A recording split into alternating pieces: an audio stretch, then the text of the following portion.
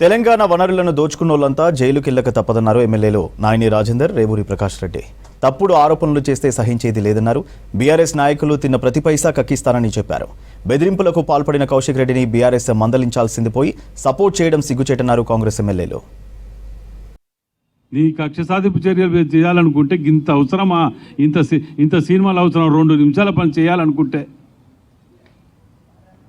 మేము నిజాయితీగా మేము చట్టాన్ని నమ్ముకొని దాని ప్రకారం పోతానం కాబట్టి ఇవాళ ఇంత స్వేచ్ఛగా తిరుగుతున్నారు. ఇన్ని దొంగతనాలు చేసిన ఆ చట్టం అనేది మాకొక ఇదనేది అడ్డం వస్తున్నది కాబట్టి ఇప్పటికి కూడా ఓపిక పడుతున్నాం.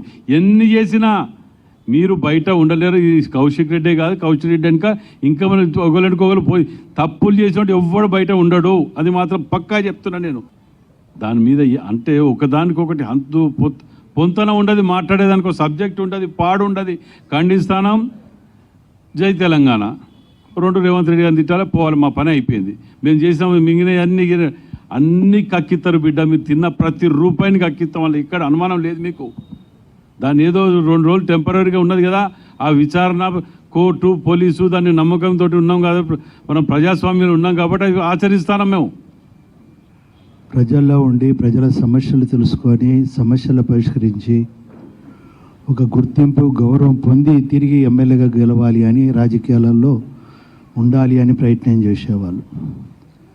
కానీ బాధాకరం, దురదృష్టం ఏంటంటే ఈ సమకాలిక రాజకీయాలలో చూస్తుంటే రౌడీయిజం తోటి, గుండాయిజం తోటి అక్రమంగా డబ్బులు వసూలు చేసి ఎలక్షన్స్ వస్తే మళ్ళీ డబ్బులను పంచిపెట్టి గెలిచి మళ్ళీ దోసుకుని తినే కార్యక్రమము ఎన్నికలలో కనీస విలువలను కూడా పాటించకుండా భార్య పిల్లలను ప్రచార రథం మీద ఎక్కించుకొని మీరు నన్ను గెలిపియకుంటే ఆ రోజు విజయోత్సవ ర్యాలీ అన్న జరగాలి, లేకుంటే నాకు శవయాత్ర జరగాలి అని చెప్పి ఒక రకంగా ప్రజల్ని కూడా థ్రెటన్ చేసి ఒక రకమైన బ్లాక్మెయిల్ చేసి గెలిచిన వ్యక్తి.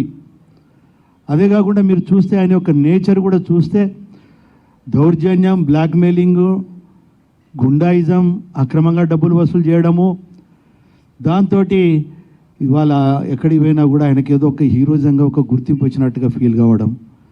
అలాంటి వ్యక్తిని ఇవాళ చట్టపరంగా విత్ ఎవిడెన్స్ తోటి, రికార్డెడ్ ఎవిడెన్స్ తోటి చట్టపరంగా చర్యలు తీసుకుంటుంటే మరి కేసీఆర్ గారు కానీ కేసీఆర్ కుటుంబం కానీ మందలిచ్చేది పోయింది.